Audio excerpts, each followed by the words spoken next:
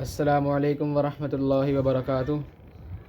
آخری مرتبہ ہم نے مرکب طعام یعنی جملہ اسمیہ پڑھا تھا، اور آج ہم پڑھیں گے مرکب توصیفی جو کہ مرکب ناقص کی قسم ہے۔ ایک مرکب توصیفی اور جملہ اسمیہ میں فرق پڑھیں گے۔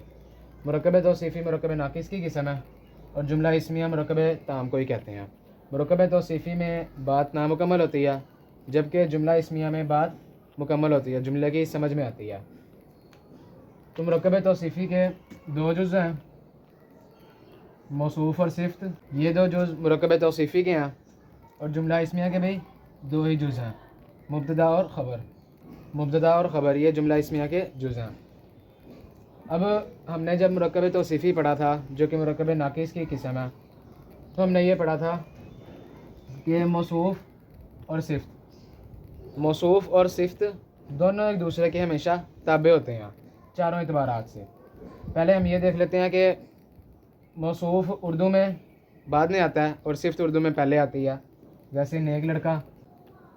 لیکن جب اس کی عربی بنائیں گے تو صفت جو ہے وہ بعد میں چلی جائے گی، نیک بعد میں آ جائے گا، اور موصوف یعنی جس کی صفت ہے وہ شروع میں آ جائے گا۔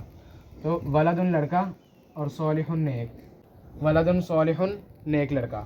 اب جب ہم نے مرکب توصیفی پڑھا تھا تو ہم نے یہ دیکھا تھا کہ جو صفت ہوتی ہے وہ موصوف کے تابع ہوتی ہے 10 اعتبارات سے۔ کتنے اعتبارات سے؟ 10 اعتبارات سے صفت جو ہوتی ہے وہ اپنے موصوف کے تابع ہوتی ہے۔ حالت، وسعت، عدد اور جنس۔ حالت کے 3 جز فاعلی مفعول اضافی، وسعت کے 2 جز نکرہ معرفہ، عدد کے 3 جز واحد تثنیہ جمع، جنس کے 2 جز مذکر مؤنث۔ ان 10 اعتبارات سے فاعلی مفعول اضافی، نکرہ معرفہ، واحد تثنیہ جمع، مذکر مؤنث، ان 10 اعتبارات سے صفت جو ہوتی ہے وہ اپنے موصوف کے تابع ہوتی ہے، یعنی حالت میں سے جو موصوف کی حالت ہوگی وہی اس کی صفت کی حالت آئے گی۔ جیسے یہاں پہ موصوف فاعلی حالت کا، اس کی صفت بھی فاعلی حالت کی آئی ہے۔ وسعت میں موصوف نکرہ یا معرفہ تو اس کی صفت بھی نکرہ یا معرفہ، جیسے یہاں پہ نکرہ دونوں۔ عدد میں موصوف اگر واحد تثنیہ جمع تو اس کی صفت بھی واحد تثنیہ جمع، یہاں پہ واحد ہیں۔ اور جنس میں اگر دونوں مذکر مؤنث، موصوف مذکر مؤنث ہے، مذکر یا مؤنث ہے، تو اس کی صفت بھی مذکر یا مؤنث ان دونوں کے اعتبار سے آئے گی، یہاں پہ مذکر ہے۔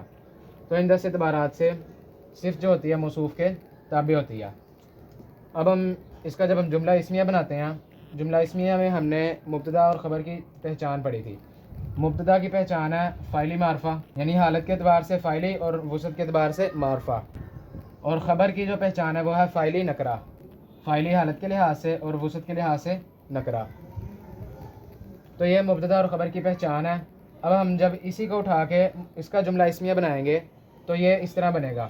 ابھی ولد صالح ہے، ولد صالح، جب یہ مبتدا بن کے آئے گا تو اس کی حالت فاعلی ہوگی، فاعلی حالت ہے، اور یہ معرفہ بھی ہوگا ساتھ۔ معرفہ کب ہوگا؟ جب شروع میں الف لام ہوگا اور آخر میں سے تنوین ختم ہو جائے گی۔ تو یہاں پہ ہم الف لام لگا کے تنوین ختم کر دیتے ہیں، تو یہ بن گیا الولد صالح، لڑکا نیک ہے، لڑکا نیک ہے۔ یہ جملہ اسمیہ بن گیا، جبکہ یہاں پہ اس کا معنی بننا تھا نیک لڑکا۔ اب ہم یہاں پہ دیکھتے ہیں ان دونوں میں فرق جو ہے مرکب توصیفی اور جملہ اسمیہ میں، ان دونوں میں جو فرق آتا ہے وہ آتا ہے وسعت کے لحاظ سے۔ وسعت کے لحاظ سے کیسے؟ کیونکہ یہاں پہ دیکھیں مبتدا کی پہچان میں وسعت معرفہ ہے، اور خبر کی پہچان میں وسعت جو ہے یہ نکرہ ہے۔ تو اس کا مطلب جملہ اسمیہ میں خبر جو ہوتی ہے وہ 8 اعتبارات سے، خبر جو ہوتی ہے وہ 8 اعتبارات سے اپنے مبتدا کے تابع ہوتی ہے۔ 8 اعتبارات سے خبر اپنے مبتدا کے تابع ہوتی ہے۔ وہ 8 اعتبارات 1 2 3 فاعلی مفعول اضافی، واحد تثنیہ جمع، 6 مذکر مؤنث، 8۔ ان 8 اعتبارات سے خبر اپنے مبتدا کے تابع ہوتی ہے، وسعت کے لحاظ سے تابع نہیں ہوتی، کیونکہ ان دونوں کی پہچان مرکب توصیفی اور جملہ اسمیہ میں فرق ہی وسعت کا ہے، یعنی مبتدا ہوتا ہی معرفہ ہے۔ اگر یہاں پہ ہم اس کو نکرہ کر دیں اس طرح تو یہ مرکب توصیفی بن جائے گا، جب معرفہ کر دیا تو یہ جملہ اسمیہ بن گیا۔ تو یہ مرکب توصیفی اور جملہ اسمیہ میں فرق ہے وسعت کا۔ اسی طرح عذاب علیم، عذاب علیم، یہ مرکب توصیفی بنا ہوا ہے کیونکہ دونوں ایک دوسرے کے تابع ہیں، موصوف اور صفت۔ حالت فائلی دونوں کی، وسعت نکرہ، جنس مذکر اور عدد واحد۔ جب اس کا ہم جملہ اسمیہ بنائیں گے تو مبتدا کی پہچان اس میں ہم لائیں گے، یعنی مبتدا فاعلی حالت تو ہے اس کی، لیکن یہ ساتھ معرفہ بھی ہوگا، تو یہ بن جائے گا العذاب العلیم۔ العذاب العلیم، یہاں پہ شروع میں الف لام لگ گیا اور آخر میں سے تنوین ختم ہو گئی اور جملہ اسمیہ بن گیا۔ صرف نکرہ سے معرفہ کرنے، جب نکرہ سے معرفہ کیا مبتدا کو تب وہ جملہ اسمیہ بن گیا۔ اور امتم مسلمتن، امتم مسلمتن یہ بھی مرکب توصیفیہ، دونوں ایک دوسرے کے تابع ہیں۔